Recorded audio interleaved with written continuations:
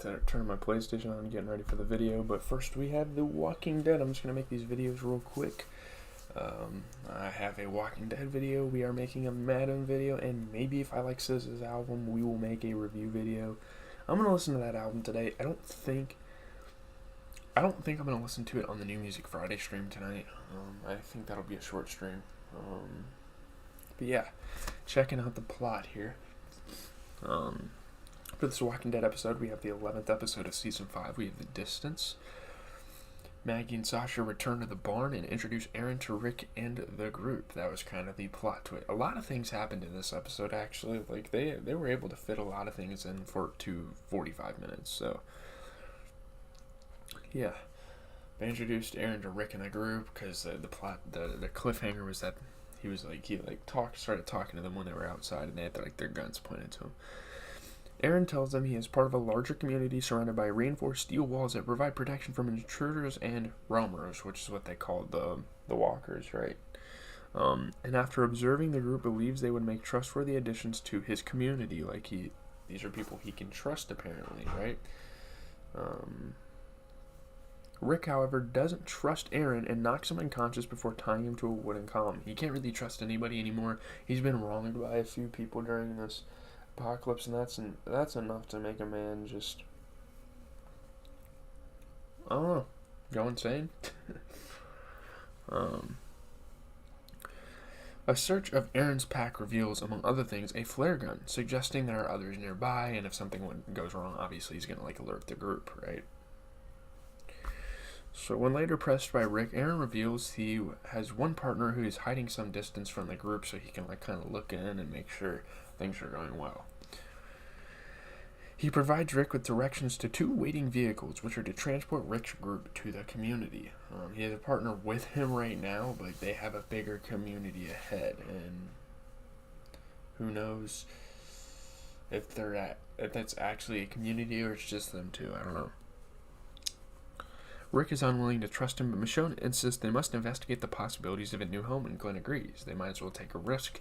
They know how to deal with things when they go south. So, they might as well deal with it and just go with them, right? Maggie, Abraham, and Rosita also go to see if the vehicles are in fact there, while the rest of the group watch for an attack on the barn. So there's people watching the barn, and there's other people making sure there's actually vehicles sitting there. While alone with Rick, Aaron explains that he works for an NGO delivering food and medicine to communities on the Niger River Delta, and bad guys often threatened him, but he doesn't believe Rick is a bad guy. I mean, honestly, I think Rick is a piece of shit. He's done things over the last couple of episodes that have made me think he is a piece of shit, right? Oh, well, this episode in particular.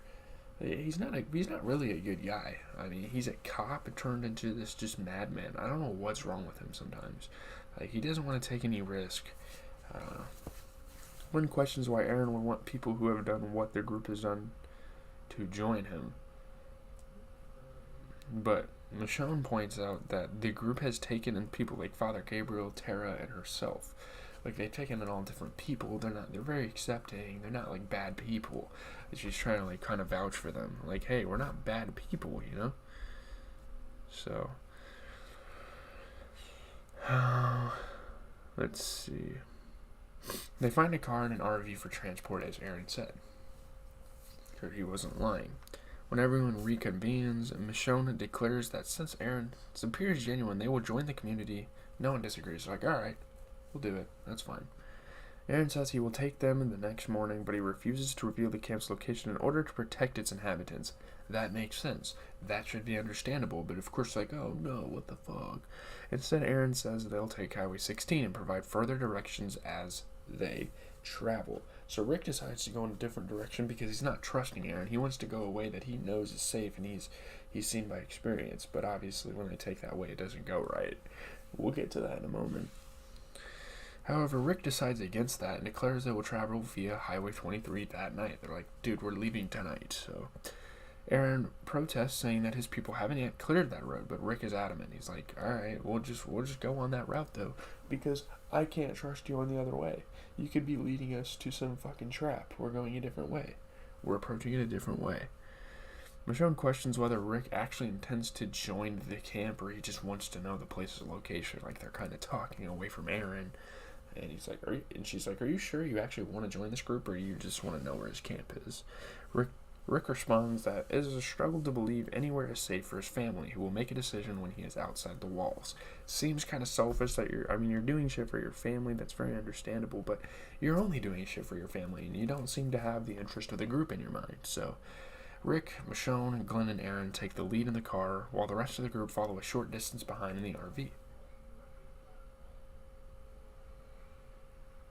On the way, Michonne is looking at the pictures that Aaron has given her, and she asks why he has no pictures of his people. And we kind of realize, like, somewhat of a reason why he doesn't. Like, he doesn't have that many people around him right now. Like, I don't know. It's weird. It's a weird situation. He says that he did take one picture, but that he had got the exposure wrong and it didn't develop. Excuses. Michonne asks Rick if he has given Aaron their own audition interview. You're supposed to ask the 3 questions. How many people have you killed? How many walkers have you killed? Why did you do it? Yeah. Aaron answers that he has killed lots of walkers, but only 2 people, and only then because they were trying to kill him. So if someone threatens him, he's going to kill them. That's pretty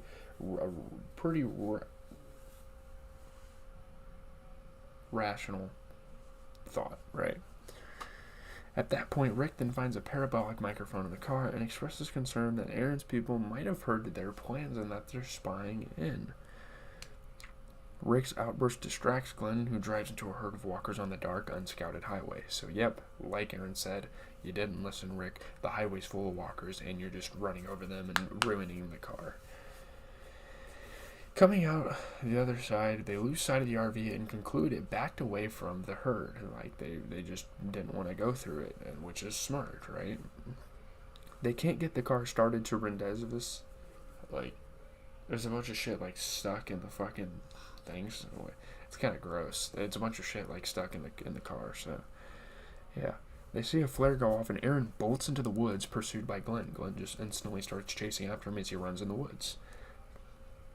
Because the flare goes off and someone in this group is in trouble as well. After close calls for each, Glenn cuts Aaron free and returns his pistol, and together they return to the car to save Rick and Michonne from the herds. They all start to fight together. The 4 of them head for the flare and reunite with the RV group, who have rescued Aaron's partner and boyfriend, Eric.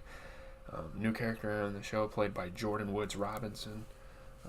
Yeah, they're boyfriends, right? He's gay, right? That's probably why he didn't have pictures of the people. I mean, with the stigmas at the time, it was, like the sexuality, like the LGBTQ things were starting to kind of break the mold, I guess, at the time. So he was probably ashamed, and it's like a stigma, Relieved that Rick's group saved Eric, Aaron reveals the community is located in Alexandria, Virginia, and Glenn urges Rick to trust Aaron. He's like, look, we might as well just keep moving around because it's only going to get more dangerous from here. The group hits the road in the morning. Michonne cautions Rick to allow himself to stop fighting. He slips away to hide a gun in the woods. Just to make sure nothing goes wrong, Rick always has to be precautious. It's very understandable. Pulling up to the community walls, Rick hears the sounds of children playing. Now, at this moment, he's like getting really hopeful. Like, okay, there's actually something here for us. Believing that Aaron is telling the truth and the community is safe, the group leave the vehicles and head to the gates. So that's kind of where we're left off as they find this community in Virginia. Who knows what all is going to happen.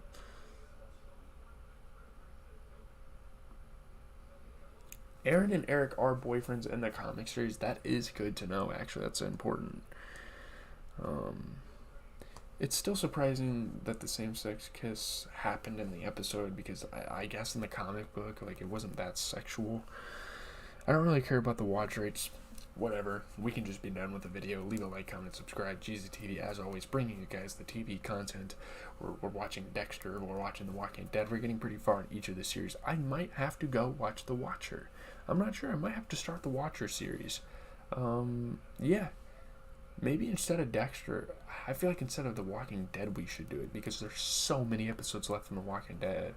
Well, no. There's not as much episodes left in Dexter, so I should do it there. I'll probably watch The Watcher.